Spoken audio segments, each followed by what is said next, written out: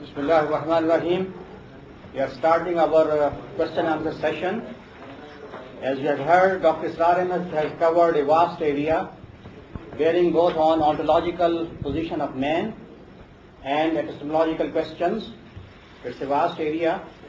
He has very briefly touched everything. And now it's your time to question him. I hope you will not needle him, because he's not a philosopher. He is a medical practitioner, switched over to spiritual healing, as I say generally. But of course, he is a scholar of Quran. He has studied Quran very intensively, very closely.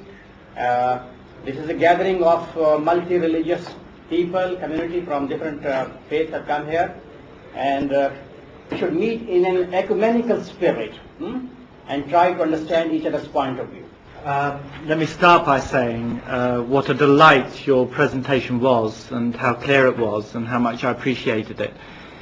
And there are so many questions I would like to ask, but I'm very aware that there are others who want to ask questions too. So let me just pick one, and that was I was interested in the way in which you reconciled the story of natural selection and Darwinian evolution, appropriately modified, with the Quranic insights about human anthropology.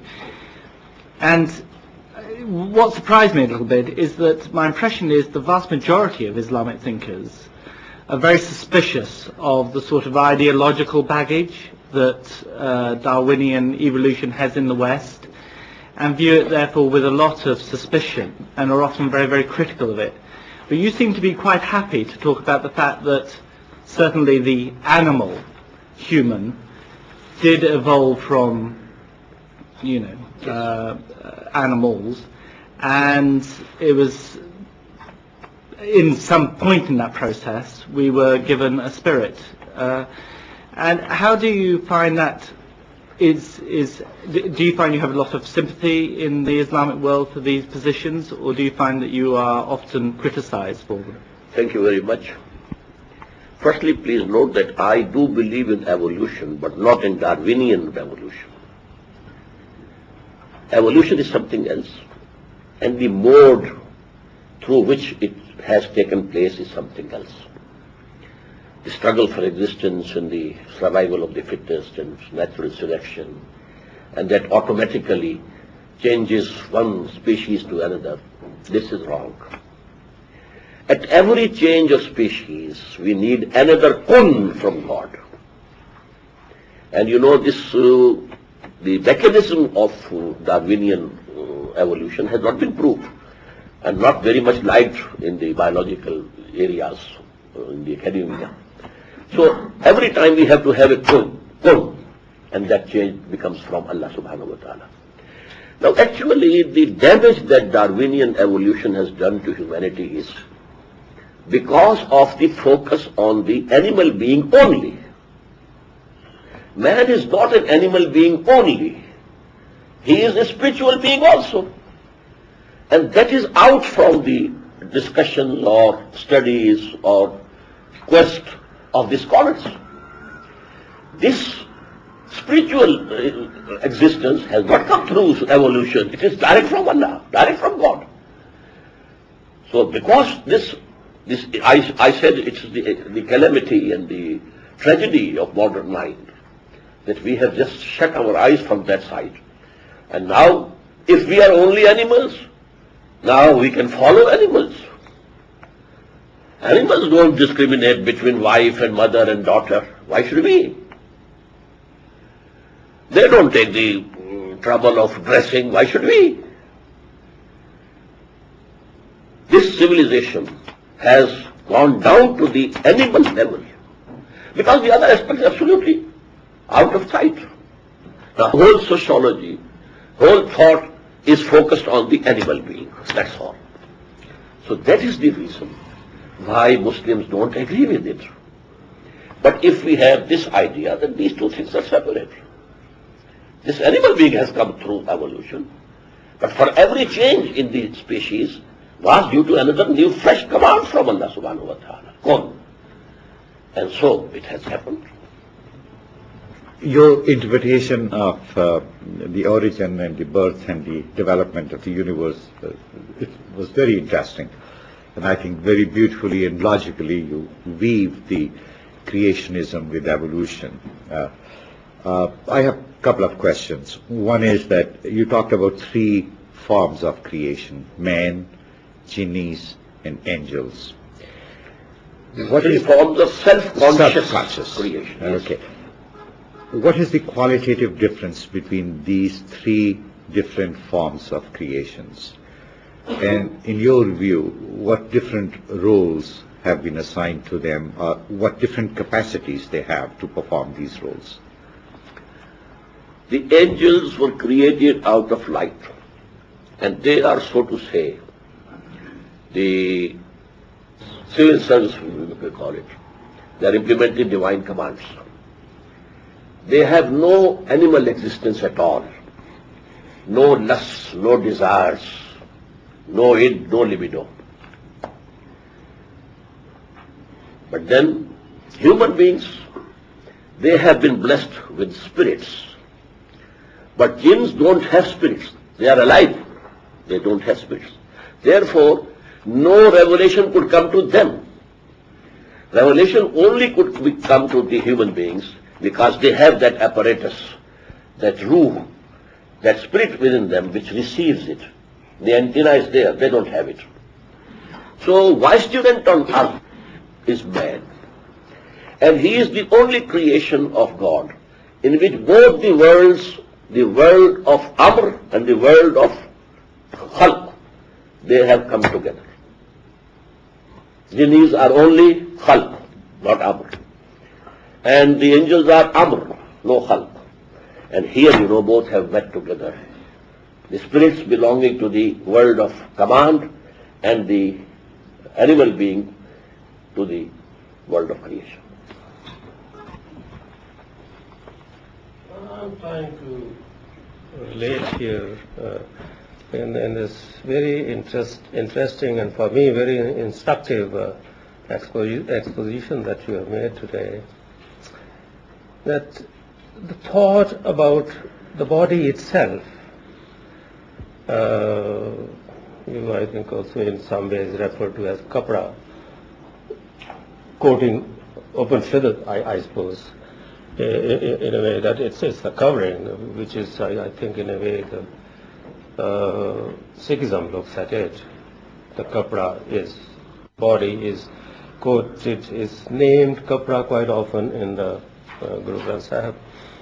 And kapra, or the human incarnation, so to say, is the result of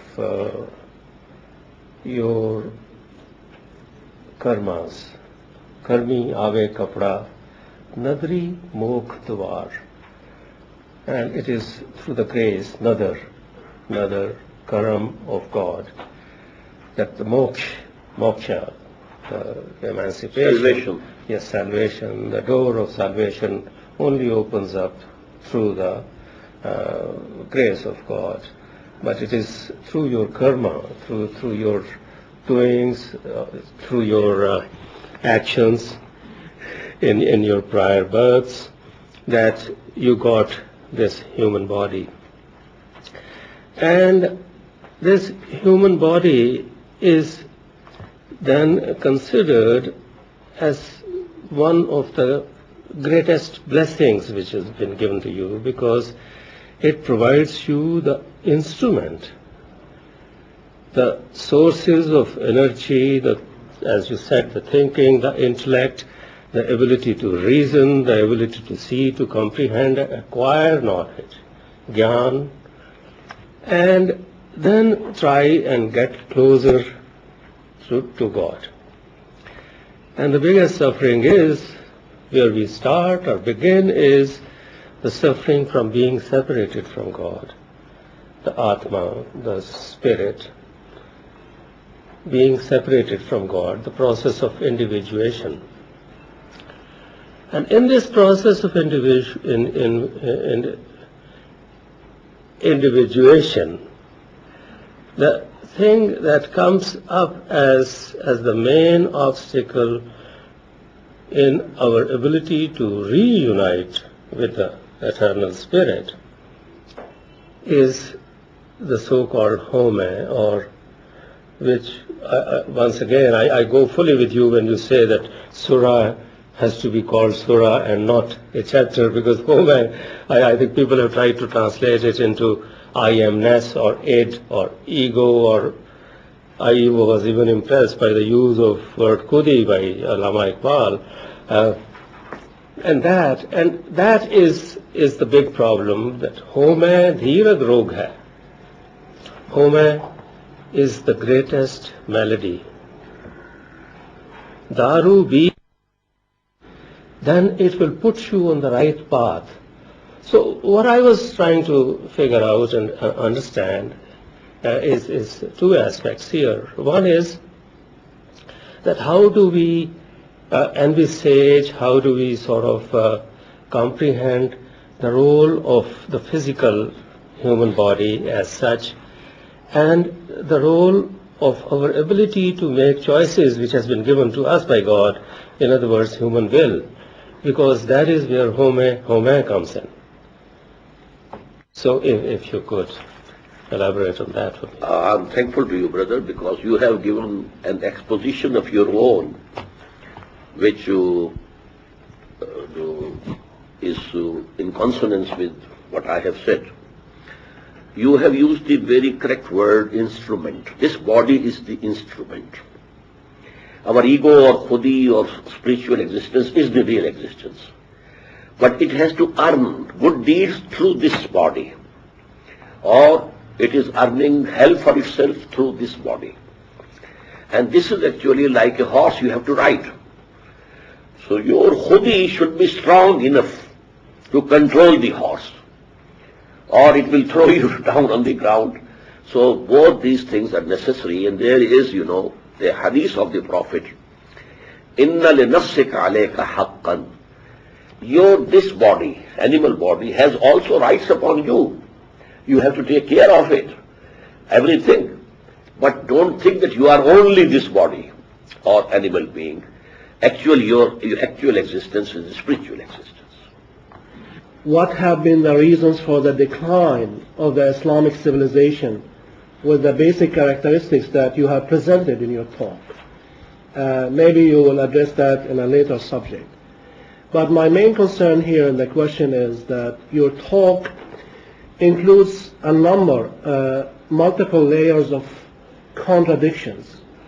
That's to say, there's a contradiction or dualism within man that you talked about. But there's also another kind of contradiction or dualism outside of man, between perhaps different civilizations or philosophies or discourses. And since God is a central figure within the Abrahamic tradition, within Islam, it seems that at the end of the talk you were somewhat pessimistic about human destiny. Now, how come that God becomes absent here, although we are in so much need of God in the presence of contradiction, civilizational contradiction or human contradiction? How come that God does not interfere in order to restore that balance between the two entities that you spoke of?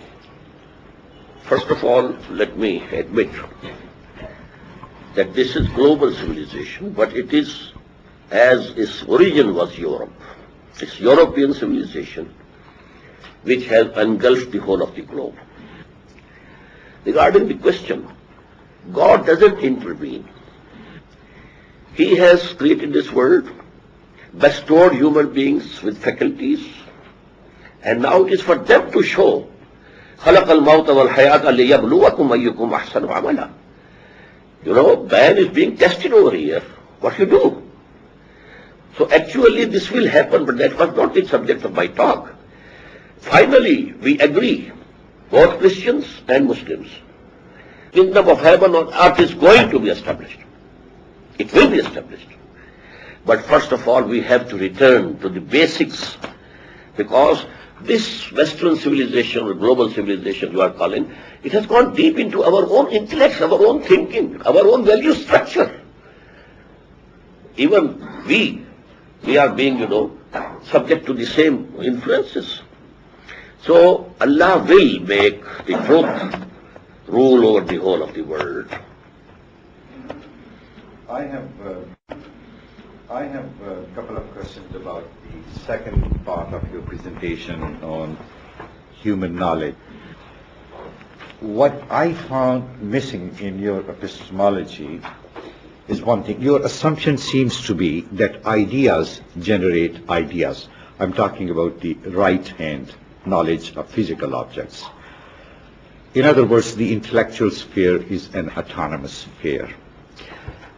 What seems to me missing is the idea of the social construction of ideas.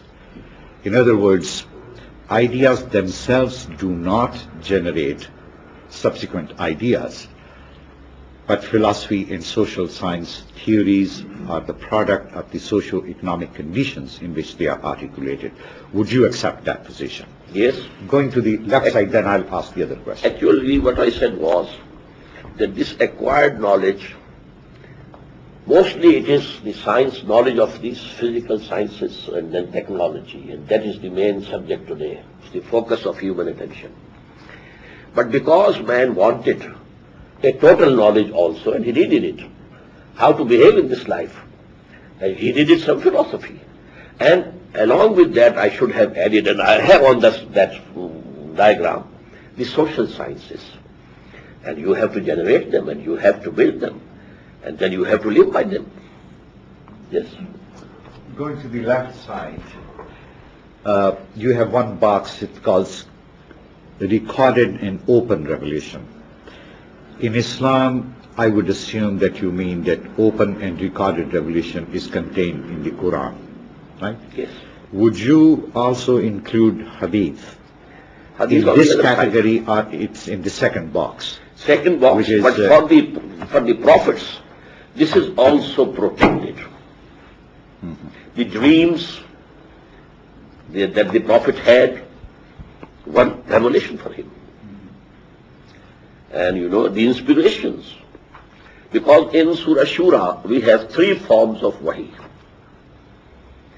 مَا كَانَ لِبَشَرٍ أَن يُكَلِّمَهُ اللَّهُ إِلَّا وَحْيًا أَوْ بِوَرَاءِ حِجَابٍ أَوْ يُرْسِلَ رَسُولًا فَيُوحِيَ بِإِذْنِهِ مَا يَشَاءُ. It is not possible for human beings to talk with Allah, except in three forms. From behind a curtain, just as Moses had that conversation with Allah on that tour, and an inspiration directly from Allah, or a wahi coming through the angel. And this wahi is the manifest, the jali, the recorded one. But what is coming for inspiration? That is the second aspect of wahi. And for the prophets, this is also protected. So hadith is, sort of a prayer of that wahi khafi. Then the other two boxes, one is called laws and injunctions, and then the legal code. I have two questions about that. As far as the laws and injunctions are concerned, are they permanent, or on the contrary, they are changeable? Are they time-bound? Because, as you know, there is a debate going on right now within the Islamic circles, what is permanent and what is changeable. The other is about the legal code.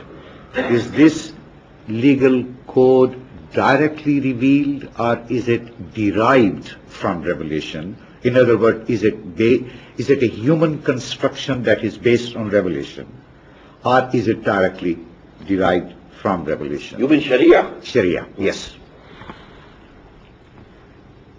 What was the first thing? The first was is it permanent? It is permanent, and that's actually connected with the finality of the prophethood. These laws kept changing. The law of Moses was something else. The law of Muhammad is somewhat different. But when humanity reached its puberty regarding this intellect, then the final prophet came, and this is for all time to come. This is final, permanent, and till the end of this world. Now, Sharia actually is derived from the Jali Wahi, from Quran, as well as from the Sunnah, not Hadith. Sunnah is the practice of the Prophet, and we have two sources of Sunnah. One is the continuity of the practice of the Muslims. The companions saw the Prophet and followed him, and then the Tabi'een saw the companions and followed them. So this continuity is coming. This is one source, a bigger source of Sunnah. And the other is Hadith. So these are the two permanent sources of Islamic law, Sharia, Quran and Sunnah. But then there was ijtihad. Actually, I have to talk about this subject when I talk tomorrow about the political structure of Islam. So this ijtihad, that is in changing conditions. When we have new problems, then we have to make ijtihad, keeping ourselves within the parameters of Quran and Sunnah. But we have to frame further laws. So Sharia now has this third element also. And that is why we have Hanafi school and Shafi school, because they have their own judgments and ijtihad. And now Quran and Sunnah and ijtihad, they go to make one Sharia. I have a question. In fact, maybe I have misunderstood about the case of Talim Asma.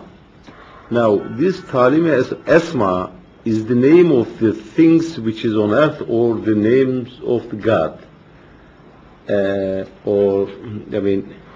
For us to understand God, to know God, because the basic thing that we have been sent to this world is to know God, to have knowledge of God. So to my knowledge, I knew that Allama Asma here means the names of God, rather than being the names of the things on earth. Yes, brother, actually when I was talking about that, I said that there are more than one explanations of this. So one is which you are presenting. The other is that the asma and names of the prophets to come. That man has something good in him also, although he will make fasad and there will be bloodshed through these human beings. But you can see there will be Moses, there will be Jesus, there will be Muhammad sallallahu alaihi wasallam. So this is another opinion. But my opinion is the one which I have presented. This is the knowledge of the material world. We know something and name it. Okay. Is the knowledge of material world different than the asma of God, or attributes of God? When we think, because God, in fact, creates things, and then we know the things. No, this universe is, because this is connected with the evolution as well. Is the shadow of only one name, and that is Khaliq, Al-Mubdi', Al-Badi', that's all. But this universe has so many things, and we have to know them, and we have to name them. Every science has its own terminology. Unless you know that terminology, you can't understand their science. So I think this terminology and names of things.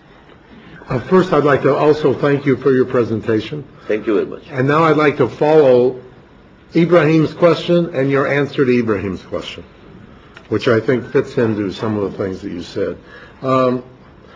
If the collective we in this world, if we are going the wrong way, to use collective language, which has been emphasized here, if God is not going to and does not intend to intervene, if indeed, as you also said, we only have, again to use a colloquial language, voices in the wilderness who are advising us the other way, and we therefore cannot be, at this point, optimistic that the civilization's going the wrong way is going to change, then how can we expect the kingdom of God on earth to come about? When I said God doesn't intervene, I meant from beginning. The beginning has to be from human beings. They have to struggle. God has intervened by sending His prophets, His books, His guidance. That is also intervention. Now it is for the human beings to follow them and to strive to establish the kingdom of heaven on earth. the divine kingdom, the Islamic State. And that is our job. But when we are doing that, Allah will help us, God will help us. So that help will come. But without our own effort and endeavor, it is not going to come. He will not do it for us. We have to start, but then the help will come. But let me just press a little more, if I may. Again, how can we be optimistic given the present condition of the world that you described? How can we be optimistic that in the human struggle things are going to change? And if I go to the Islamic belief that the final prophet has come, well, then how can we be optimistic that we're going to have other prophets who are going to come to help us? We can't even expect that. Yes, no new prophet is to come. But we have a concept in Islam of mujaddids, the revivers. And the Prophet said in every century, Allah will send people who will revive Islam and the basic thoughts of Islam and basic teachings of Islam. These are called mujaddids. And they have been coming in every century. So mujaddids will come. And then the divine help will come. And secondly, although we believe that no new prophet is going to come, but Jesus is to come. He has to come again. We believe, just like the Christian brothers, the second coming of Jesus. And through him, actually, this is going to be a global kingdom of heaven on earth. But it will start from among Muslims. At a critical juncture, when the Antichrist appears, we call him Dajjal, then Christ will come himself. He will descend. This is our belief. So that means that the human agency would be futile somewhat. Not futile. Because they will be crowned by something, by help, And this will be another help. Mm-hmm. But first of all, in Arabia, these are the prophecies of the Prophet. An Islamic State will be established. And before that, an Islamic state will be established somewhere in Pakistan and Afghanistan. Because the prophecy says that the armies will come from some eastern country to establish the rule of Mahdi. يَخْرُجُ نَاسٌ مِنَ الْمَشْرِقِ يُطِّعُونَ لِلْمَهْدِ يعني سُلْطَانَهُ. So this is going to be a human effort first of all, and then Allah will help. Mahdi will be the last mujaddid, and mujaddids have been coming. I have another question which is of a general nature about the type of discourse that you have presented, which is not, of course, novel in Islamic theology. Since Muslims have been discussing that since the Tadween age in the 2nd, 3rd centuries of Hijrah, especially with the Ash'arite philosophy that you have presented so well today. But there have been other types of philosophy within Islam, such as the Mu'tazilite philosophy or perhaps Sufi philosophy and theology, and so on and so forth. And this is a historical fact, which I'm not going to dwell on very much. But what I'm concerned about is the type of education that we have in South Asia nowadays, the type of Islamic education that has been commonly referred to as madrasa system. And the madrasa system is based primarily, perhaps, on the type of theological discourse that you have presented. But the madrasa system in South Asia, especially in the modern era, in the 20th century, 21st century, seems to be totally cut off from the concerns of contemporary Muslims. Although there is that balance in a normative way between the physical and the spiritual that you have talked about, but if we discuss the madrasa system in Pakistan, in India, in Bangladesh, in Kashmir, in Afghanistan, madrasa graduates do not seem to understand the modern world at all. They don't even seem to understand such basic Islamic issues as social justice, as an example. Yes. Since they have no knowledge of the major problems of capitalism and the capitalist civilization which has become global. And therefore the question is, if we believe that the normative discourse that you have presented is the correct discourse, but in actuality it is cut off from life, it is alienated from life, then the question is, how can we establish bridges between this discourse and the contemporary needs of the Muslim world? Actually, this madrasa system was devised to produce legal experts of Islam and the magistrates and judges under the Muslim governments. It has some relation with hadith, but mainly it is fiqh. So actually, we should say this is out of the context, it's gone away. Now we are producing only Maulvis who can lead prayers in the mosques, who can give you fatwa about very small things, that's all. Because when Islam or Muslims degenerated, Islam didn't remain a deen, it became a mazhab. Now if the Britishers were ruling over here, that law was the British law, civil code, penal code, and so forth. What was the job of the Muslim ulama? Leading prayers and teaching people how to say prayer and how to keep fast, and that's all. And this part of our society has become accustomed to this part of deen only, and that is mazhab and not Islam. And they are not very much concerned with Quran. So we have to bring about and establish an educational system based primarily on Quran. So you're saying that the ulama in, let's say, Pakistani society are not concerned about the Quran? I think that is not included in their courses. Very small part of Quran is included in their courses. They are more concerned with hadith and fiqh. Mm-hmm. I think that there is a larger question about the status of the ulama in contemporary Muslim societies, specifically in South Asia. And from what you're saying, that the ulama are facing a major crisis. Actually, in what terms of happened their own Islamic when ideas. the Britishers came to India, now because a civilization, a military power with a scientific background, so we were so much obsessed with it that the ulama, they decided to go to the corners. They thought we can't, have a confrontation with this civilization as this knowledge. So they content them to corners so that at least name of Allah and name of Muhammad and name of Islam can be preserved. And that is why, in India and Pakistan, Islam, at least as a religion, is very forceful. Not as a deen, not as a system, social system of life, and just social order, no.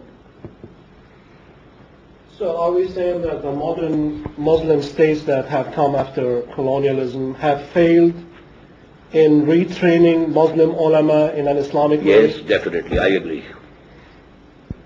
Because actually, after the end of colonialism, so to say, it has not ended up till now, but so to say, the end of colonialism, the people who came to helm of affairs and the helm of affairs rulers, they were all trained by our colonial masters.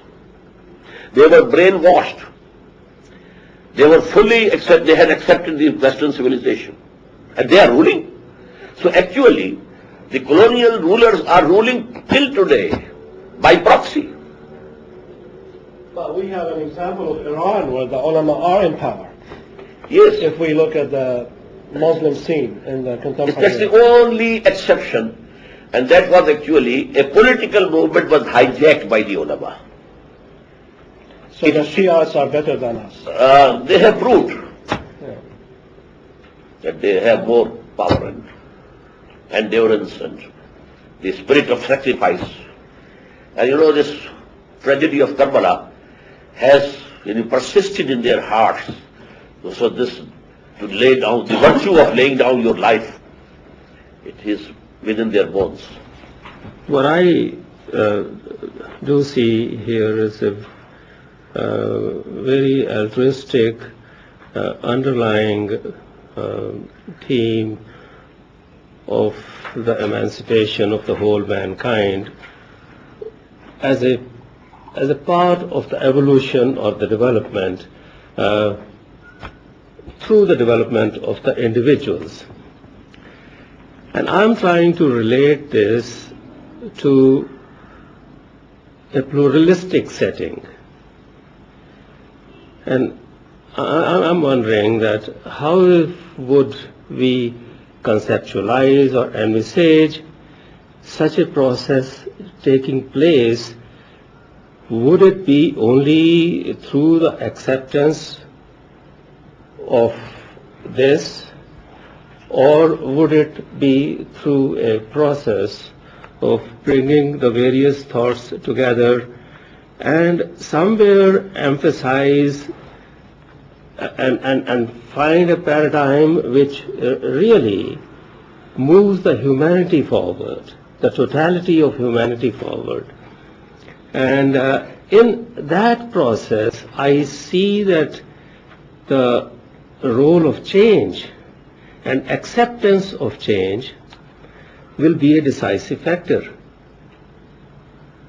Now, how do we relate this entire concept in its more global setting and possibly the global future? Because I mean, if you look at the demographics, I think considerable amount of problem inherent in the whole kingdom of God emerging. Yes, Brother Nigmal, truth is one, and the true deen is one, and we have to propagate it. But for that purpose, we have to emphasize not the dogma or the creed, but the system of social justice, which is the need of all humanity. For 300 years or 400 years, humanity is in search of some just social order.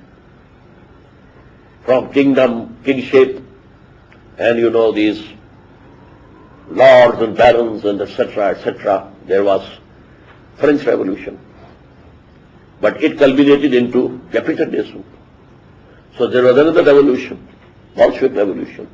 It has failed because it was not divine guided, the straight path. In reaction you go to other extreme.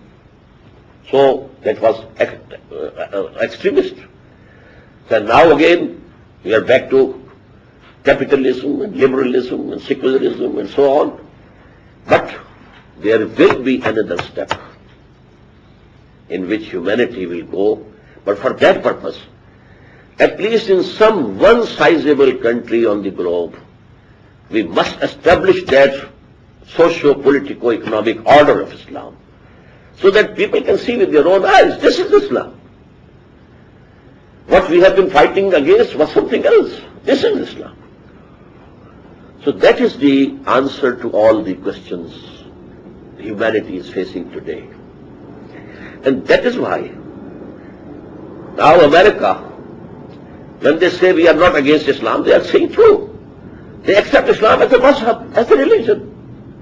And it comprises of three parts. Some creed, or dogma, beliefs, some forms of worship, some social customs, what to do with the dead body and how to solemnize the marriage and how to celebrate the birth of a new baby, etc., etc. Well, you can have any belief. You can come to America, buy a synagogue, turn it into a mosque. You can come to America, buy a church and turn it into a synagogue. We have no objection. We are ready to embrace you, but not the politico-socio-economic system. That is ours. It will remain ours. We don't accept any divine revelation or divine guidance regarding these things.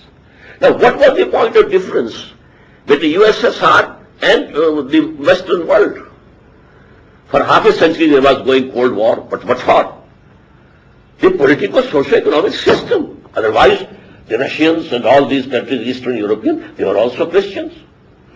And Western Europe and America was also Christian. There was no fight of creed or something else. It was the system. So whosoever is gaining by this capitalistic system, he has to protect that system anyhow. And he will have to go to any extent to guard their interests in this world. And they fear Islam only as a political, socio-economic system, not as a Muslim, not as a religion. They can keep all the religions at par in America, yes. You can make a Gurdwara, you can build there, go there. Hindus can build temples and go there. Whatever you do. But nothing doing. Our secular, liberal, and then our capitalistic system. Can I just come back to this chart for a moment and perhaps pick up on something which we have touched on, and that is there are many texts in the world, many books in the world which people claim to be infallible. You know, conservative evangelicals such as George Bush and others would talk about the Bible in those sorts of ways. Certain Jews would talk about the Torah in those sorts of ways, the Bhagavad Gita, Tripitaka, and so you can go on. Can you just clarify, how do you know which is the book which is protected and immune from error and satanic influence? How do you know which book has that status? That has to be a historical research. Quran throughout 14 centuries has remained as it was. Bible has not. There were revisions, changes. You know, Ahmad Didat, he had this subject, specialized in that subject. Regarding Torah, the Jews also believe that the real Torah is no more there.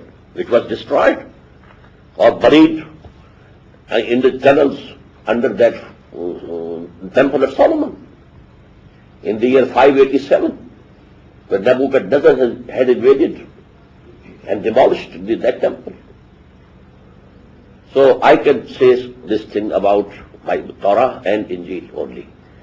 Regarding the scriptures of the Indians, they are not sure who were the authors of the Upanishads, who were the authors of the Veds. They are prehistoric type of things. But Quran, is in the light of history, full light of history. One other question about this chart, and that is, do you have any sympathy? There are some in Europe who argue that the rise of science, the rise of scientific learning,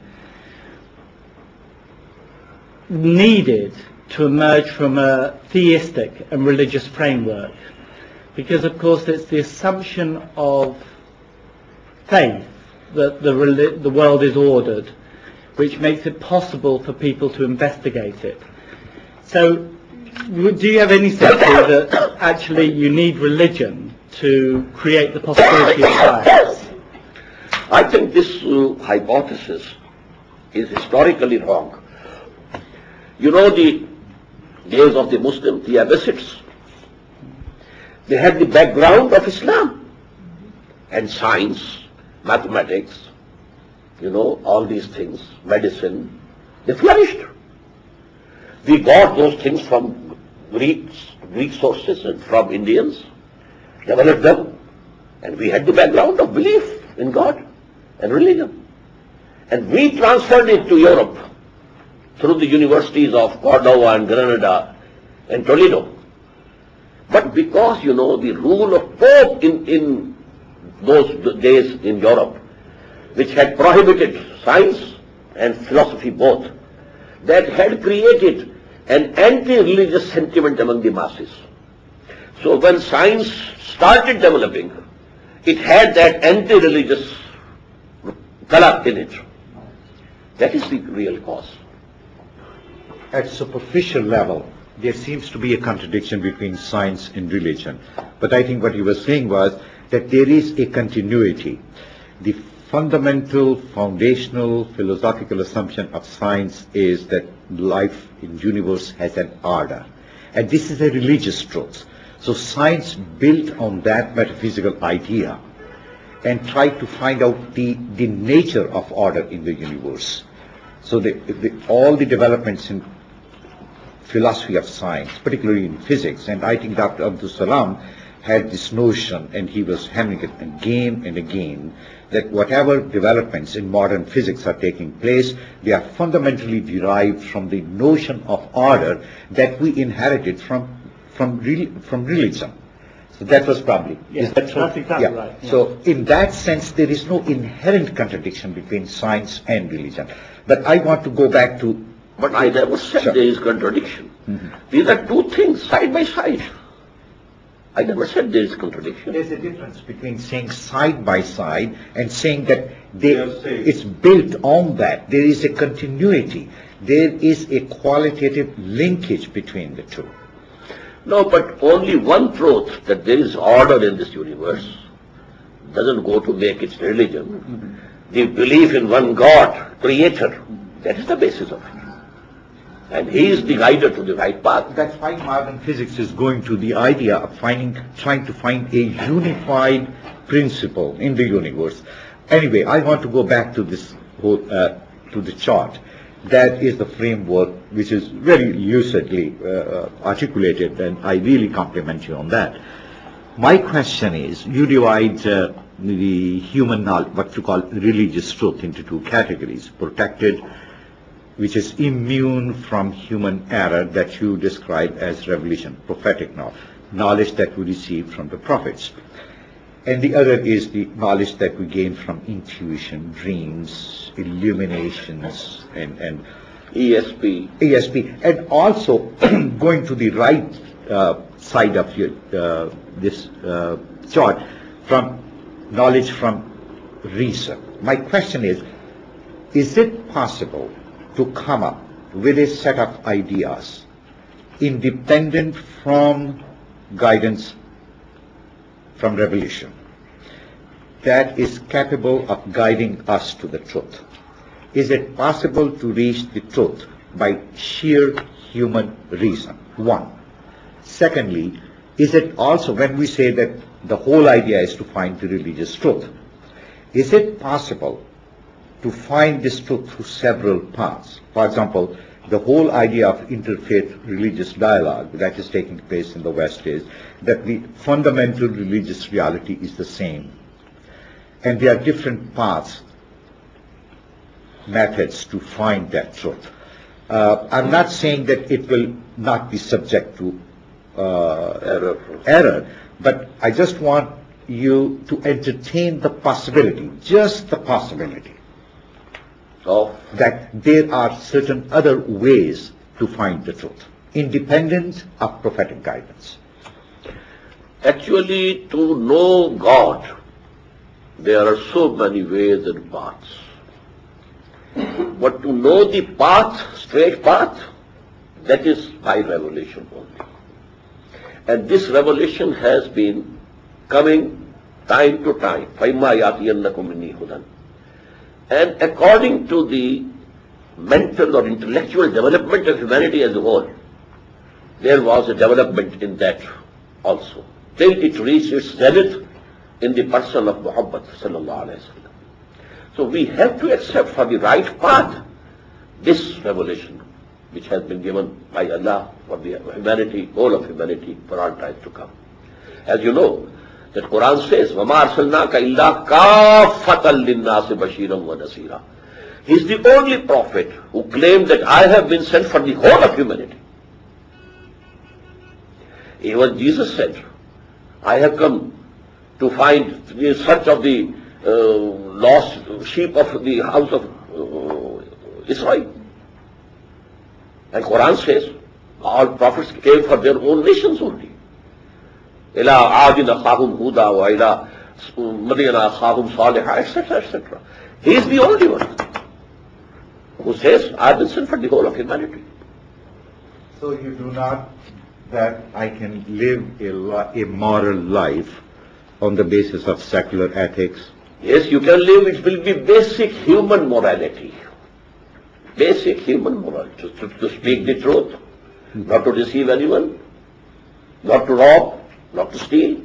These are things which Quran says they have been imbued in human nature. Alhamaha fujuraha wa taqwaha. This nafs, it has been imbued with this. But the path, straight path, what to do, what not to do, that is something else. That comes from the prophethood. What would you say is the hope for us Christians and Jews in your view of the future? The final shape of humanity is going to be Islam.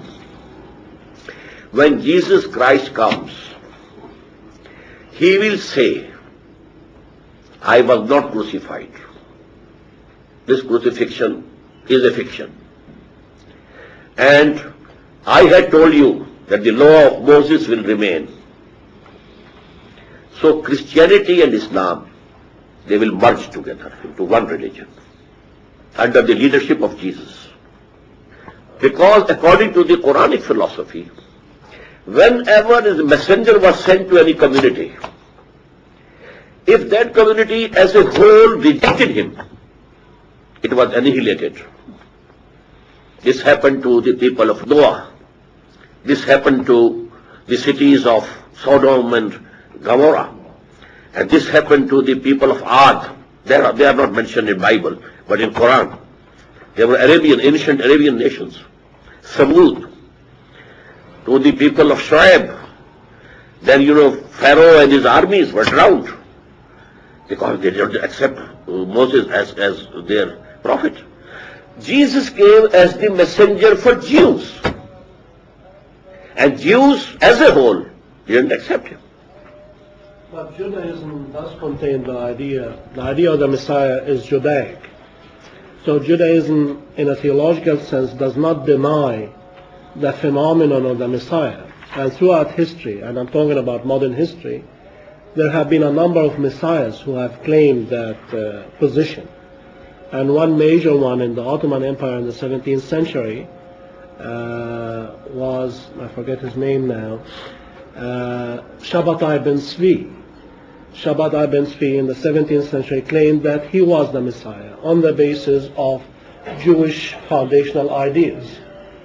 So I don't see your point, because in Judaism the idea of the Messiah is not absent at all. No, it is It there. is still there. But that Messiah come to them. They didn't accept him. Jesus. So yes, Jesus, that was the Messiah. And he said, he claimed, I am the Messiah. Right. But they didn't accept. So the seat is vacant until now. So they are waiting for their Messiah. And someone will stand up to someday and claim to be Messiah and lead them to, the greater Israel and so on and so forth. Anyone can come there. And that will be Antichrist. I think also we are too far away from the basic subject. Now you said that we have two forms of knowledge. We have Two forms of knowledge. Yes. Okay?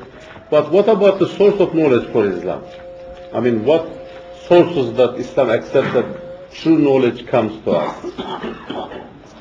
both knowledges are true. No, I mean, This is the knowledge of this universe. And universe is the creation of God. so is one And source. that is why all the physical phenomena are referred to in Quran, ayat of Allah. They are the signs of Allah. Yeah. So actually, Quran to us is the word of God. And this universe is the work of God. And there's no contradiction between the two. So they are same Yes. in one sense. One is coming from Kalam, the other one is coming from... Because I said, Allah wa Adamul Asma kullaha from God. So this all is scientific advancement is from God. Okay, we are now again to the subject. Thank you.